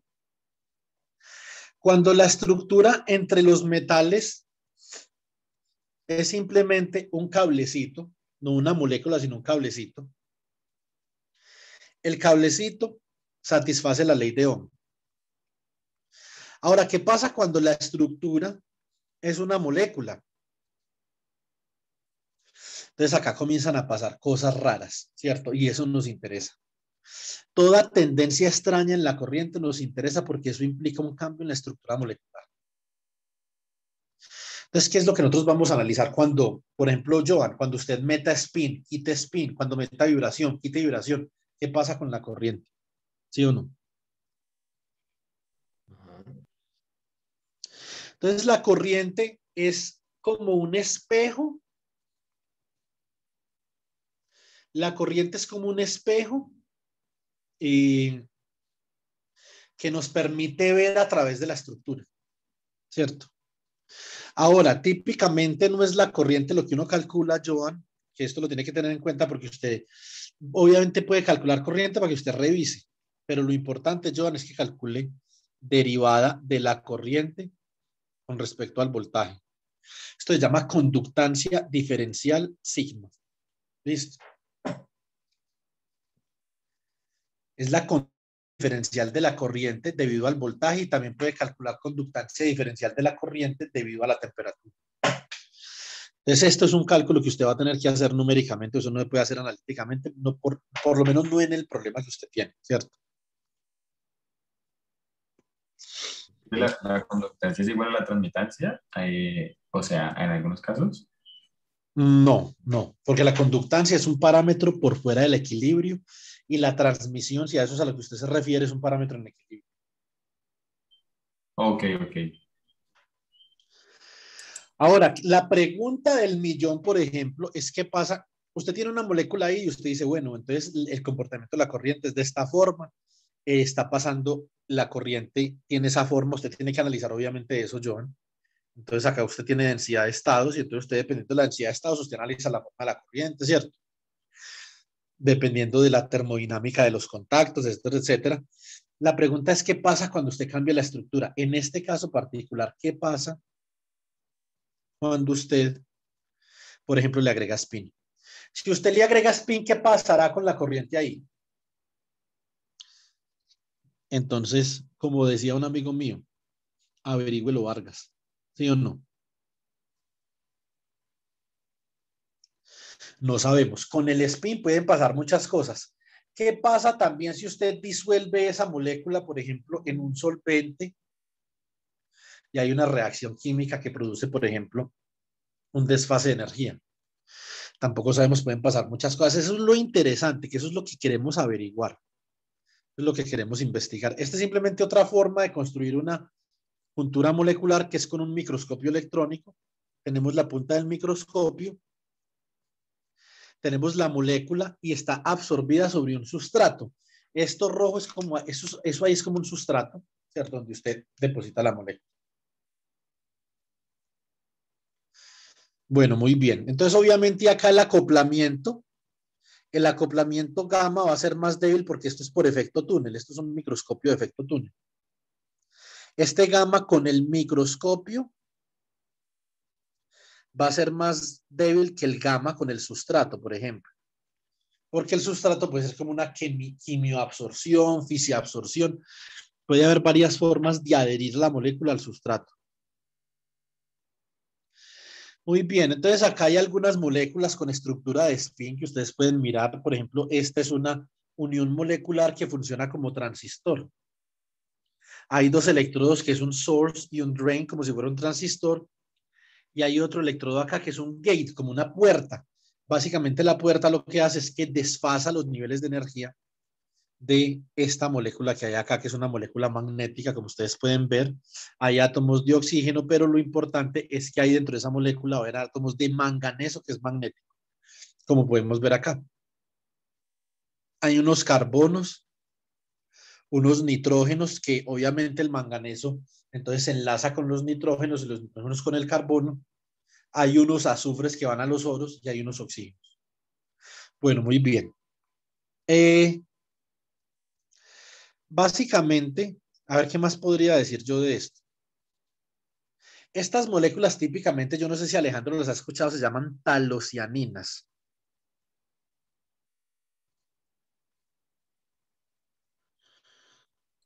No, profe. Entonces, las talocianinas son moléculas orgánicas que hospedan un metal con momento magnético en algún lado, típicamente en un centro de masas. Y esas son las moléculas que se adhieren a la unión molecular para formar lo que nosotros conocemos una unión molecular de un imán molecular. Es distinto a las uniones moleculares que trabaja Jalil, porque Jalil trabaja con uniones moleculares donde el magnetismo está en los electrodos. Que eso también puede ser, usted puede tener las dos, puede tener magnetismo en los electrodos y puede tener spin en la molécula también, una estructura de spin. ¿Cierto? Estos son simplemente algunos procesos que son posibles en esas moléculas, no voy a entrar en detalle con respecto a eso. Estos son algunos de los papers que yo he publicado. Esto es básicamente el modelo del microscopio, pero en términos de una unión molecular. Usted tiene una molécula acá con determinada estructura molecular, 4 niveles. Tiene un spin que está acoplado con esa molécula. Esa molécula a su vez está acoplada con cada uno de los electrodos. Profe, entonces ahí el microscopio sería modelado como un electrodo. Sí, es modelado como un electrodo. La punta del microscopio es un electrodo. Su microscopio es un superconductor. Ya. Lea los papers de esta señora. Esta señora es la matriarca de los electrodos superconductores. Mejor dicho, es lo más parecido a Ned Stark en ese campo.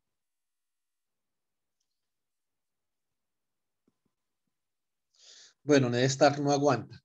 Sería lo más parecido a quién. A Brandon Stark, ¿sí o no? Sí. Ok, yo lo leo. Caterina Franke se llama. Entonces ella ha hecho trabajos muy interesantes con electrodos superconductores experimental.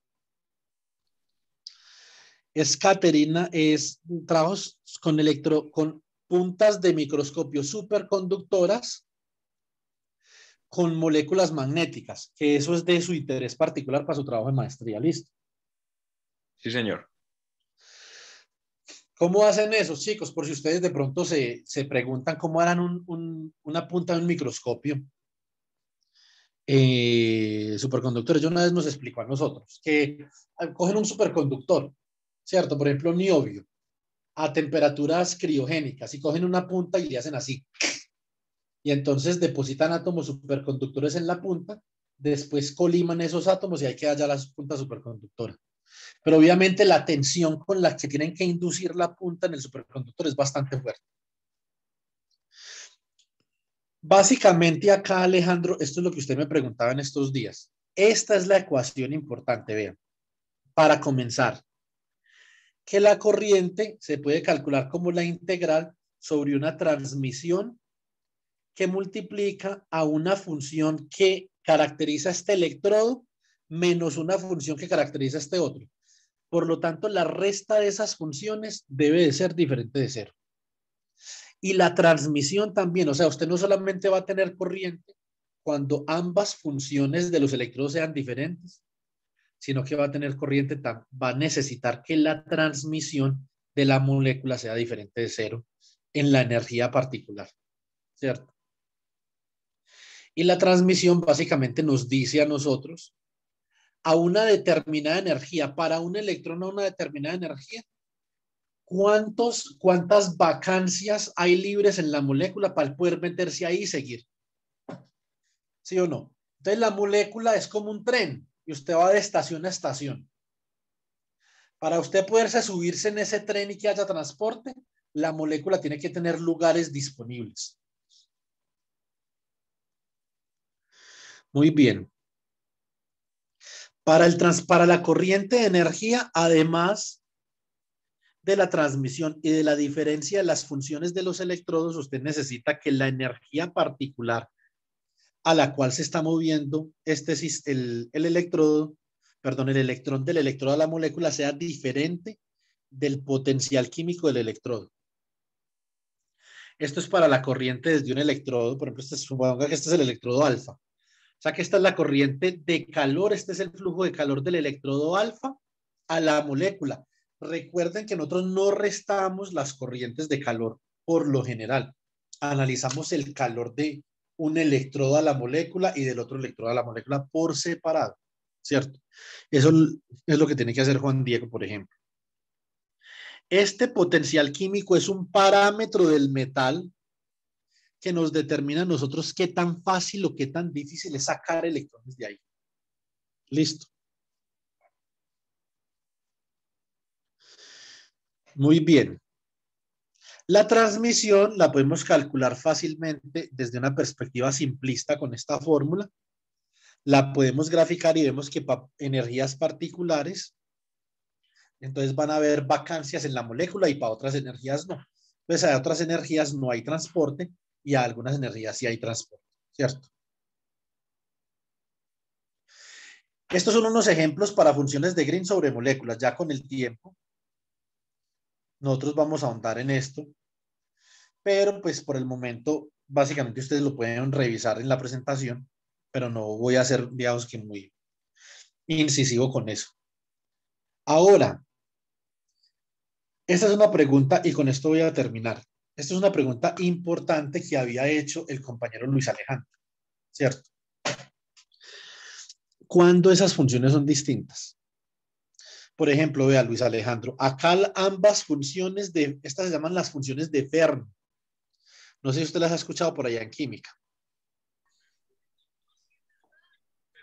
No, profe, usted nos las explicó pues un poco en el curso de mecánica estadística. Entonces, sí, exactamente. Entonces, las funciones de Fermi-Alejo las caracteriza el potencial químico de cada electrodo, que como usted puede ver ahí son iguales los potenciales químicos. Ahora, la función de Fermi, escribámosla acá, una función de Fermi como función de la energía para un potencial químico determinado y para una temperatura determinada, esto caracteriza la termodinámica de los electrodos. La termodinámica del electrodo va aquí, en mu, que es el potencial químico. Eso me dice a mí qué tan fácil o qué tan difícil es extraer partículas.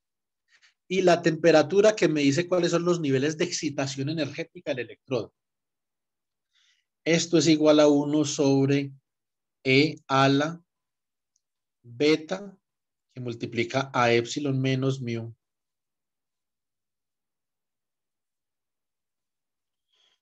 Más 1. Listo.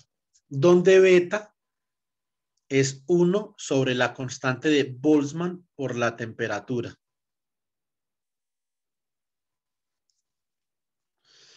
Esa es la función de Fermi. Cuando usted grafica este chisme, usted se da cuenta que si esto aquí es mu, esto es como algo así. Y si usted comienza a aumentar la temperatura, esto digamos que comienza a tener aquí una deflexión, una inflexión, así. Y entre más aumente la temperatura, entonces más se va a inflexionar. Un segundo. Así. Juan Diego tiene una tarea para el miércoles. Necesito que grafique esta función de Fermi. Grafique esta función de Fermi para epsilon entre 0 y 20, por ejemplo. Para mu igual a 0, menos 1, 1, menos 2 y 2.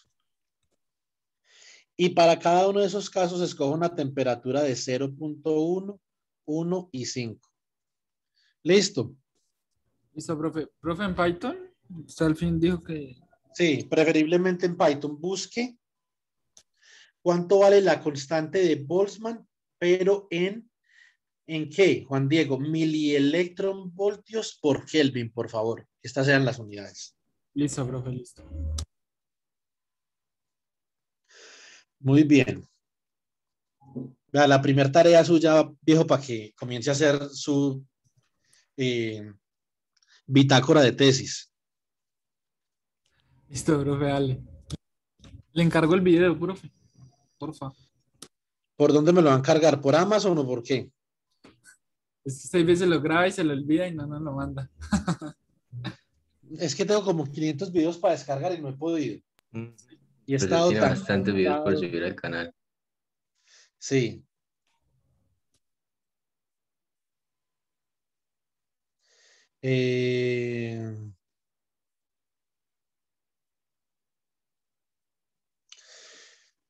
Sí, tengo un poco de subidos por ver al canal, pero yo creo que ya mañana me puedo desatrasar. Lo que pasa es que me ha tenido ocupado una cosa de Jalil, una cosa de Juan Diego, cosas de la universidad, una cosa de Juan Camilo que tengo que terminar ligero. Porque aunque ustedes no lo crean, habemos algunos profesores, o hay conmigo algunos profesores que nosotros queremos ir a la par con lo que hacen nuestros colegas. Entonces estoy haciendo una cosa que debe de estar haciendo Juan Camilo, pues yo la estoy haciendo al mismo tiempo. Entonces tengo bastantes cosas para hacer. Pero ya mañana me desatraso. Dios mediante. Acá, ¿Qué tengo que hacer? la corriente por los superconductores. Ah, ya, obviamente. De ese paper, ¿cierto? Entonces, acá vemos que la temperatura del electrodo derecho es igual a la temperatura del electrodo izquierdo.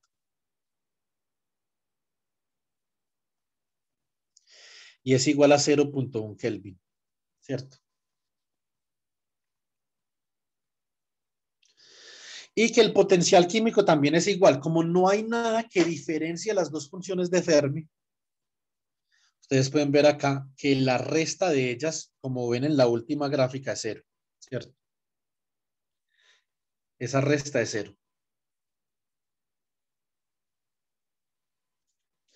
Excelente. ¿Cómo nosotros sabemos que estas funciones de Fermi son diferentes siempre y cuando los potenciales químicos sean diferentes y las temperaturas sean diferentes cuando utilizamos la serie de Taylor? Si expandimos en la serie de Taylor de esta forma, observamos que para que FL menos FR, esto es FR acá, sea diferente de 0, ya sea los potenciales químicos o las temperaturas de los metales tienen que ser diferentes. Acá, por ejemplo, aumentamos la temperatura a 10 Kelvin, pero los dos siguen teniendo el mismo potencial químico y la misma temperatura, siguen siendo 0 la diferencia. O sea que no hay transporte en la unión molecular. Ni transporte de calor, ni transporte de partículas. Acá, por ejemplo, en esta ventanita de acá, ustedes pueden observar que las funciones de Fermi son distintas. Y como pueden observar, aquí ya hay una diferencia de funciones de Fermi. Esta ventanita de energía, entonces, donde las funciones de Fermi van a ser diferentes, es la ventana de energía donde va a haber transporte. ¿Listo? O sea que si en esa ventana de energía no hay transmisión, ñao. Para poder que haya transporte en esta ventanita de energía, para esta misma energía, la molécula tiene que tener transmisión. Si no tiene transmisión la molécula, no hay transporte. Tiene que ser en la ventana de energía donde Fermi de la izquierda y Fermi de la derecha son distintas. Alejandro, esta es la mamá de las explicaciones, viejo. Entonces yo creo que eso va quedando claro, ¿no? Sí, sí. Entonces, para que haya transporte, las diferencias entre las funciones de Fermi en el rango donde el potencial, pues en el rango del potencial de la molécula deben de ser diferentes de cero. Exactamente. Listo. Entonces, qué otra cosa diferencia funciones de Fermi? La temperatura. ¿Sí o no? Entonces, por ejemplo, acá les voy a mostrar en esta otra diapositiva que a pesar de que los potenciales químicos sean iguales, como la temperatura es diferente, ve aquí acá, observen esto lo interesante. Acá, en esta ventana, si nosotros tenemos aquí transmisión en esta ventana, vamos a tener transporte. Lo que pasa es que en este rango de energía, la diferencia de funciones de Fermi es positiva y en este otro es negativa. Por lo tanto, en esos rangos de energía van a haber el flujo va a tener un diferente sentido.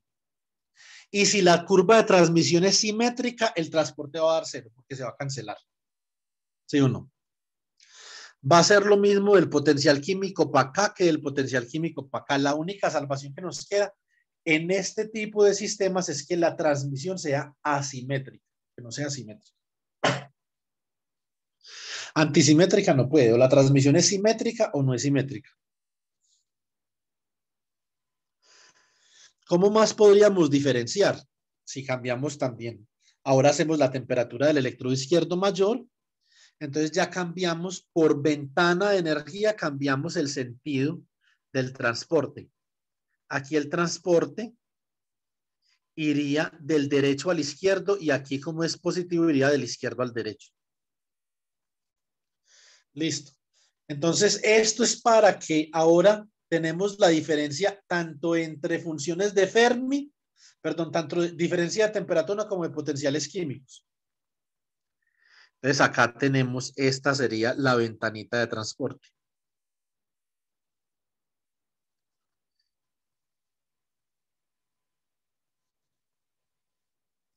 Listo.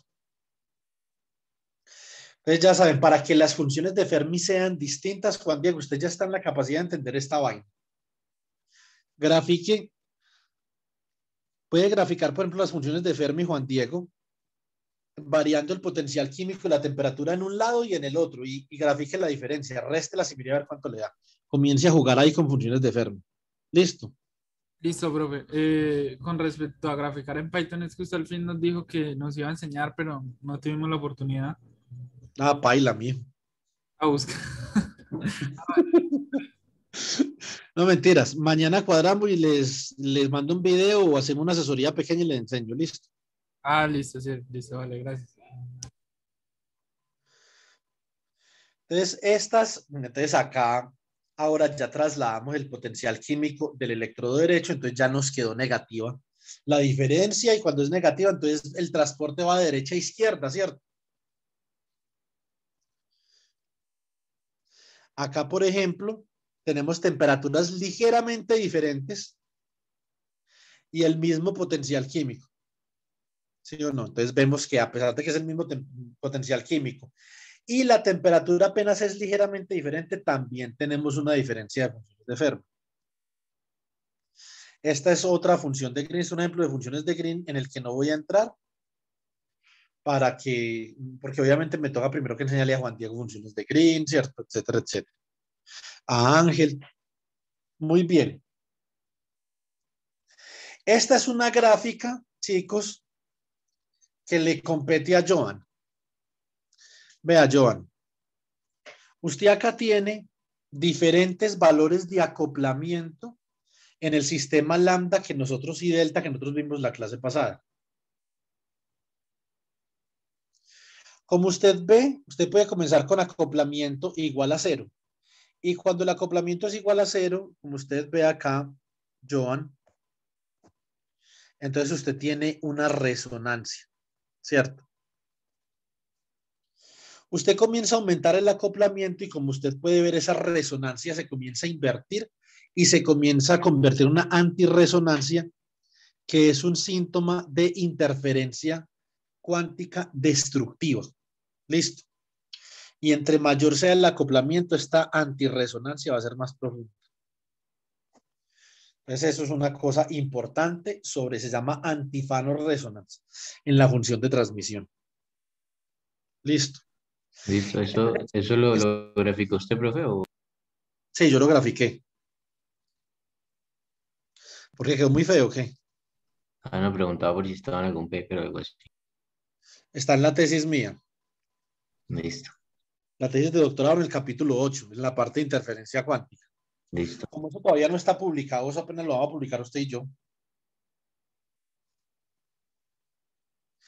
Y este es su sistema, Joan. Véalo acá. Lo que pasa es que agréguele vibraciones ahí. Vea que tienen los mismos acoplamientos que yo le mostré con los metales. ¿Sí o no? Sí, el sistema delta y también están los espinos. Ah, sí, faltaría la vibración. ¿El qué? La vibración, sí. Sí, la vibración por el solvente.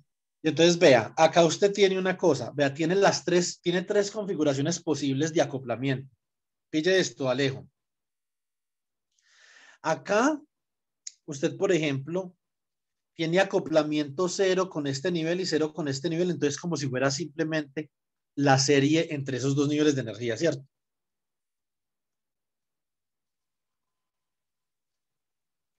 ¿Qué pasa en ese caso? Chicos, observen que en ese caso no hay una antirresonancia y tampoco hay resonancias de ancho pequeño, que eso es lo importante, resonancias de ancho pequeño. ¿Qué pasa ahora si, por ejemplo, entonces yo antes cojo y hago el acoplamiento entre el nivel EA y el nivel EB igual a 0, como ustedes pueden ver? Entonces el electrón pasa por acá así, no tiene, tampoco en este caso el electrón no va a tener caminos en el que pueda interferir. Entonces en rojito ustedes pueden ver que tampoco hay resonancias de ancho delgadito y tampoco hay antirresonancias. Pero ¿qué pasa en el caso en negro? En el caso en negro, ahora este acoplamiento vale 3, este acoplamiento vale 3 y este vale 6. O sea que aquí sí hay caminos en donde puede interferir. Y como ustedes pueden ver, la gráfica acá, esta gráfica en negro, tiene aquí esta resonancia que es de un ancho, digamos, bastante corto, ¿cierto? Y tiene esta antirresonancia. Tanto la resonancia como la antirresonancia son firmas o señales de que hay interferencia cuántica constructiva en la resonancia y destructiva en la antirresonancia. Entonces, esto es lo que queremos ver, Joan, pero por fuera del equilibrio. Vamos a ver qué nos inventamos acá para sacar esto por fuera del equilibrio. Listo. Listo. Esto de todas formas está en el paper, en un paper que yo tengo listo para enviar, para que también lo revisemos y miramos a ver si publicamos 2. Yo les dije que dependía de una cosa, ¿se acuerdan? Y también depende de una cosa con la que nos pueda ayudar Alejo, pero todavía no estoy seguro de qué forma. Y estoy todavía pensando, pero yo creo que Alejandro nos puede dar una manito ahí. Bueno. Sí, enterado, listo, profe. Listo, profe. Llegue el momento, hay que hablar con el hombre que tiene la empresa de programación, para ver si nos ha hecho una mano. Ah, sí, no hay problema. Entonces, ahí, esto es básicamente Juan Diego. Vea esta vaina que hay acá. Ese es su sistema. Ese es su sistema, Juan Diego. Uy, profe. Usted tiene 2 electrodos, Juan Diego. Vea que ahí les puse un termómetro, pues para que se anime. Listo. Sí, eso veo, eso veo. Para que vea algo conocido. Son simplemente 2 reservorios de temperatura que están a diferente temperatura. Y en la mitad hay 2 moléculas con estructura magnética, Juan Diego. O sea que tienen un spin en la mitad. Para que haya spin tiene que haber un metal de transición, por lo menos. Listo. Listo, profe. ¿Qué es esto? Esto es una máquina térmica, Juan Diego, que va a convertir calor de esos 2 electrodos que están fríos y calientes, convierte ese calor que puede, por ejemplo, absorber la molécula ese calor, Juan Diego lo va a convertir en trabajo. ¿Y cómo sabemos nosotros que lo convierte en trabajo? Porque con el calor, solo con el calor, puede cambiar la configuración de estos dos espines. Que después le explico, usted ya sabe que es una superposición cuántica. Entonces después le explico cómo estos dos espines configuran una superposición cuántica. ¿Listo? Listo, Sir. Vale. Bueno, esto simplemente es la forma en cómo yo creía que operaba este refrigerador. Ahora creo que no es de esta forma. Pero igual esto sigue siendo útil como para explicar que si usted tiene, esto se llama interacción de intercambio. Si usted está en esta región de la interacción de intercambio, por ejemplo, usted tiene una estructura molecular. Lo mismo en esta región. Porque este parámetro J que yo estoy graficando acá es un parámetro de la estructura molecular.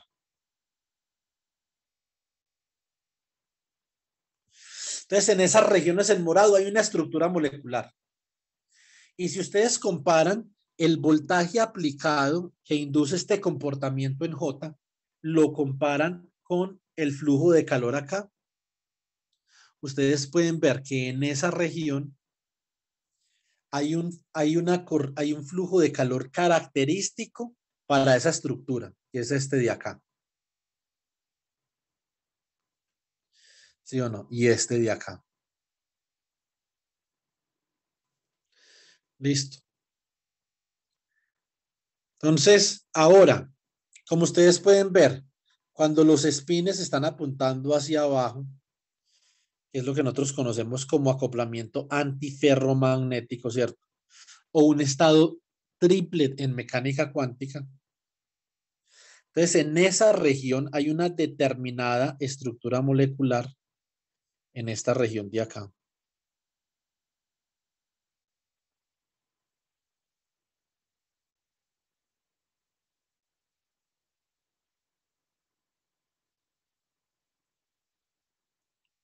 Tenemos esta región bien para diferenciarla de la otra.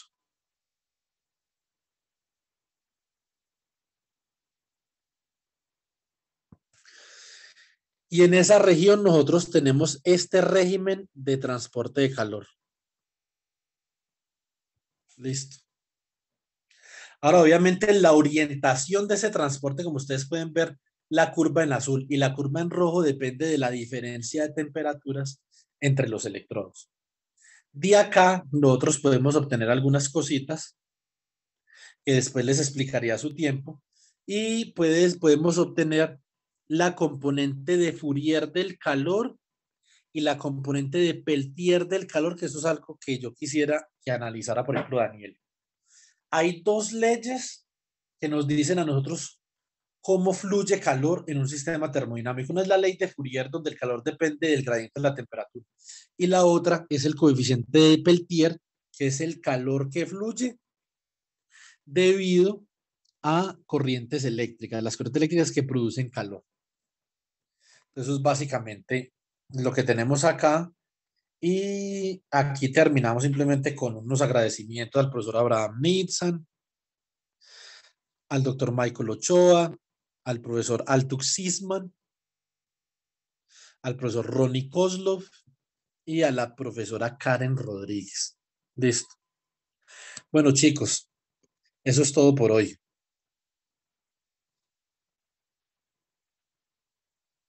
Listo, Ok, bro. profe, muchas gracias.